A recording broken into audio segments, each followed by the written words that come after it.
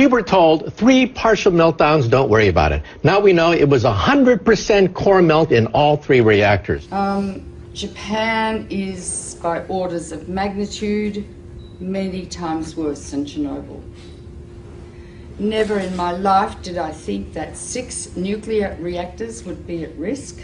Well, TEPCO is like the little Dutch boy. All of a sudden we have cracks in the dike. You put a finger here, you put a finger there, and all of a sudden new leaks start to occur, and they're overwhelmed. Literally making it up as they go along. We're in totally uncharted territories. You get any nuclear engineering book, look at the last chapter, and this scenario is not contained in the last chapter of any nuclear engineering textbook on the planet Earth. So they're making it up as they go along, and we are the guinea pigs for this science experiment that's taking place. All radiation is damaging. It's cumulative. Each dose you get adds to your risk of getting cancer.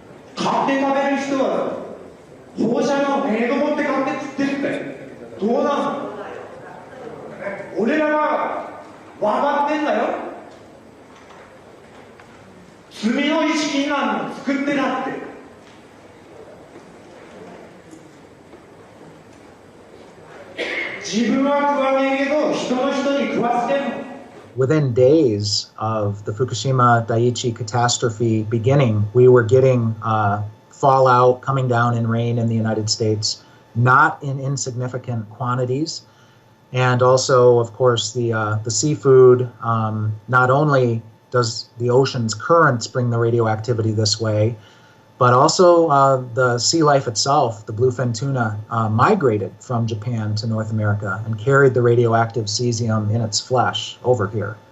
Wow, not a good time to be eating tuna. The food chain remains contaminated for hundreds or thousands of years, and we'll start seeing lung cancer and leukemia, I think 2 to 5 years from now.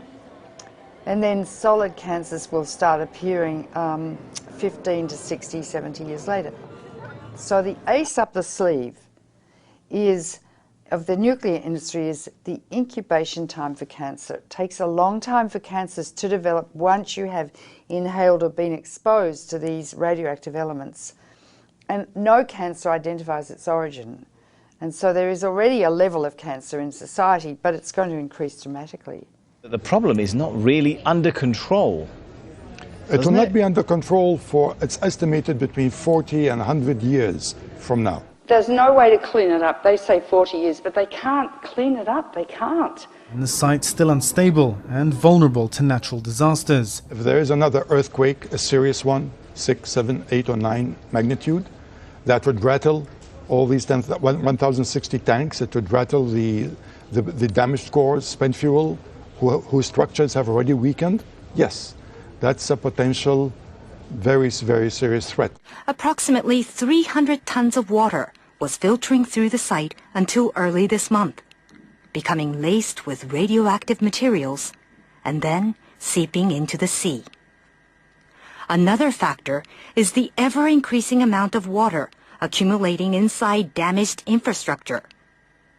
Once it makes its way into reactor buildings, it mixes with radioactive isotopes. For months, TEPCO workers have been pumping up 400 tons of water every day and storing it in tanks on site.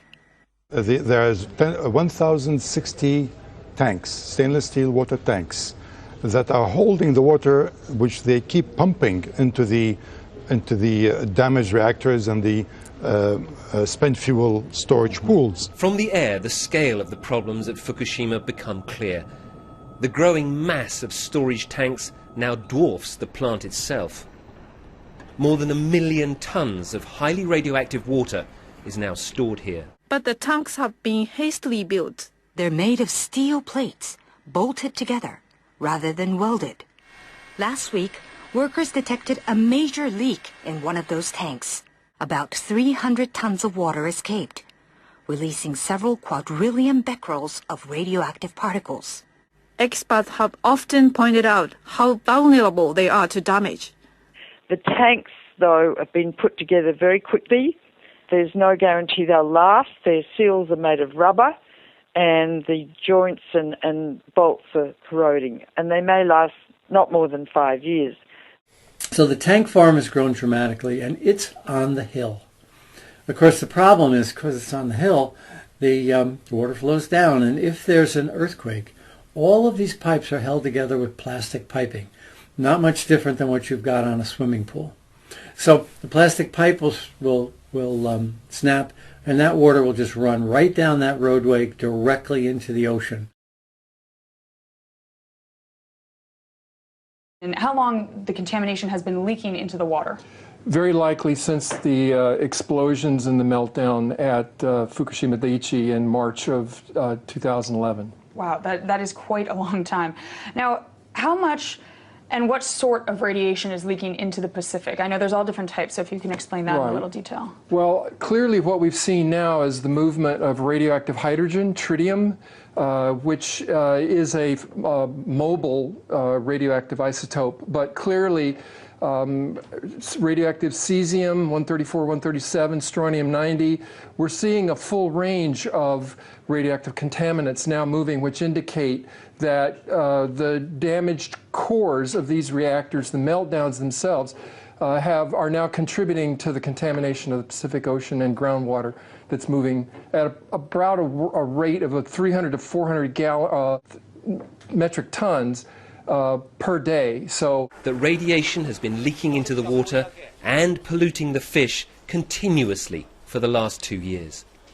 Radioactive iodine-129, its half-life is 17 million years, plus strontium, plus cesium, plus tritium, and I could go on and on and on. If it gets into the sea, the algae concentrated hundreds of times, then the crustaceans concentrated hundreds of times, then the little fish, then the big fish, then us.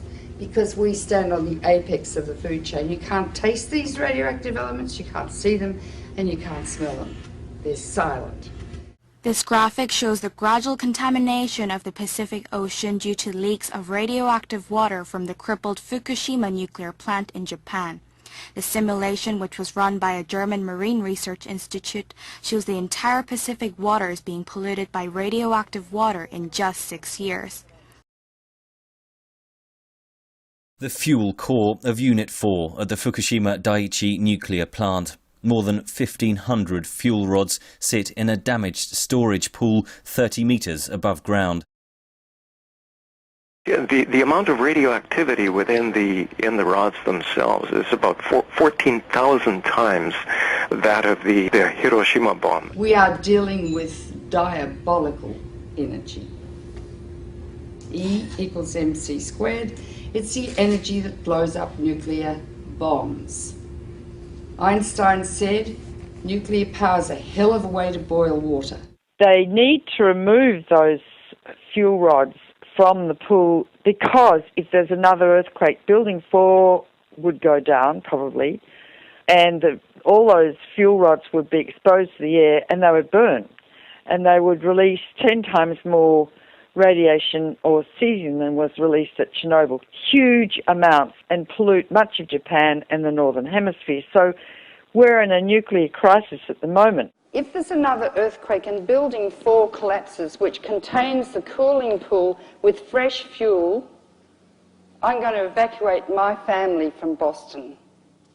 So they've put a crane on top of that building, which is shaky anyway, and they're going to lift the fuel assemblies out one by one with the crane, and it will be done manually. Normally, those rods are removed by computer control with millimetres to spare. It's a very delicate operation. The fuel rods must be kept submerged and must not touch each other or break. Nuclear experts warn any mishaps could cause an explosion many times worse than that one here in March 2011. Because if several rods touch each other, you could reach criticality and the whole fuel pool could go critical. Or if the rods break as they're being lifted out, large amounts of radiation would escape from the rods and the area would have to be evacuated, meaning that if the area is evacuated, the continuous operation of cooling 5 spent fuel pools and 3 melted cores would stop. Need I go on?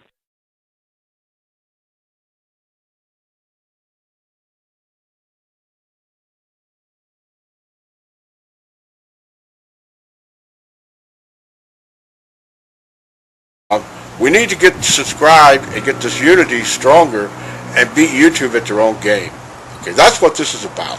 Like I say, go to the remix button, hit the remix button. That way you'll have this video and keep up with this. Otherwise, you know, YouTube's just going to control us, guys, and it's really bad.